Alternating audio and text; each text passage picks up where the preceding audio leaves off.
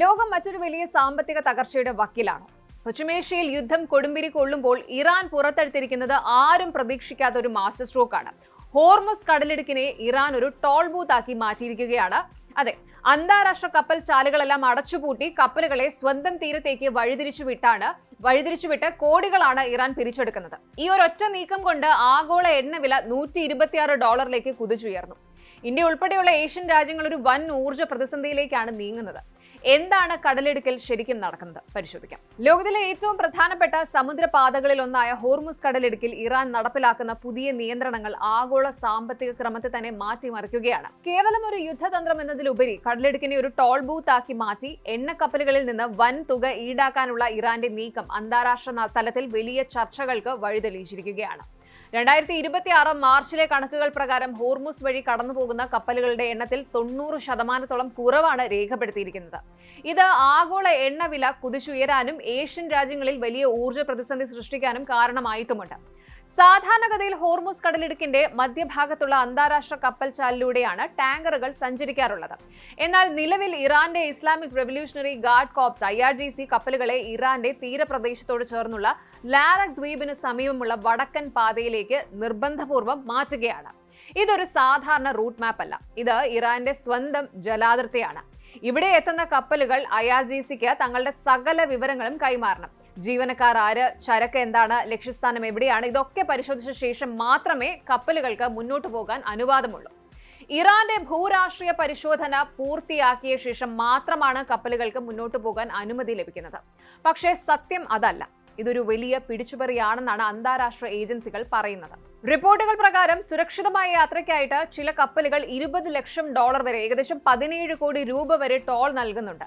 ഈ ഇടപാടുകൾ നടക്കുന്നത് ചൈനീസ് കറൻസിയായ യുവാൻ ഉപയോഗിച്ചാണ് എന്നത് ശ്രദ്ധേയമാണ്.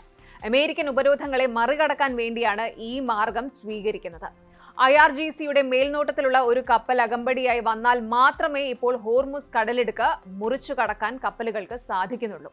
ലോകത്ത് ഉപയോഗിക്കുന്ന എണ്ണയുടെ 1/5 കടന്നു പോകുന്നത് ഈ ഇടുങ്ങിയ പാതയിലൂടെയാണ്. യുദ്ധം ആരംഭിച്ച ശേഷം പ്രതിദിനം 150ഓളം കപ്പലുകൾ സഞ്ചരിച്ചിരുന്ന ഈ ഒരു സ്ഥാനത്ത് ഇപ്പോൾ കഷ്ടിച്ച് 1-2 കപ്പലുകൾ മാത്രമാണ് കടന്നു പോകുന്നത്. ഈ ഒരു നിയന്ത്രണം ഏറ്റവും അധികം ബാധിച്ചിരിക്കുന്നത് ഏഷ്യൻ രാജ്യങ്ങളെയാണ്. എണ്ണവില ബാരലിന് $126 വരെ ഉയർന്നു. ഇത് സാധാരണക്കാരുടെ ഇന്ധനവിലയും ഭക്ഷണ സാധനങ്ങളുടെ വിലയും നേരിട്ട് ബാധിക്കുന്നു.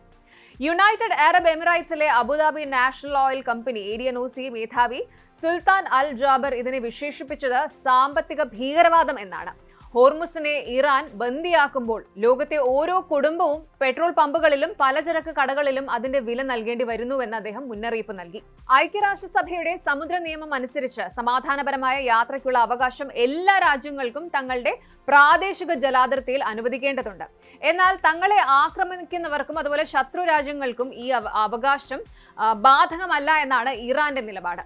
സൗഹൃദ രാജ്യങ്ങളായ ഇന്ത്യ, റഷ്യ, ചൈന തുടങ്ങിയ രാജ്യങ്ങളിലെ കപ്പലുകൾക്ക് തടസ്സമില്ലാതെ കടന്നു പോകാമെന്ന് ഇറാൻ വിദേശകാര്യ മന്ത്രാലയം അറിയിച്ചിട്ടുണ്ടെങ്കിലും പ്രായോഗികമായി എല്ലാ കപ്പലുകളും കർശനമായ പരിശോധനകൾക്ക് വിധേയമാകേണ്ടി വരുന്നുണ്ട്. ഇന്ത്യൻ കപ്പലുകളായ ജഗ്വസൻ, ഫൈൻ ഗ്യാസ് എന്നിവ ഇത്തരം പരിശോധനകൾക്ക് ശേഷം സുരക്ഷിതമായി കടന്നുപോയത് ഇതിന് ഉദാഹരണമാണ്. എന്നാൽ ഇന്ത്യ ഉൾപ്പെടെയുള്ള രാജ്യങ്ങൾ ഇറാന്റെ ടോൾ പിരിവിനെ അംഗീകരിച്ചിട്ടില്ല. അന്താരാഷ്ട്ര കപ്പൽ ചാലുകളിൽ ഫീസ് ഈടാക്കുന്നത് നിയമവിരുദ്ധമാണ് എന്ന് ഇന്ത്യൻ ഷിപ്പിംഗ് മന്ത്രാലയം വ്യക്തമാക്കിയിട്ടുണ്ട്. ഈ പ്രതിസന്ധിയിലും ഇറാന്റെ എണ്ണ കയറ്റുമതിയിൽ വലിയ കുറവുണ്ടായിട്ടില്ല എന്നത് അത്ഭുതകരമാണ്. മാർച്ചിൽ മാത്രം ഇറാന്റെ ഖാർഗ് ഐലൻഡ് ടെർമിനലിൽ നിന്ന് 16 ലക്ഷം ബാരൽ എണ്ണയാണ് കയറ്റി അയച്ചത്.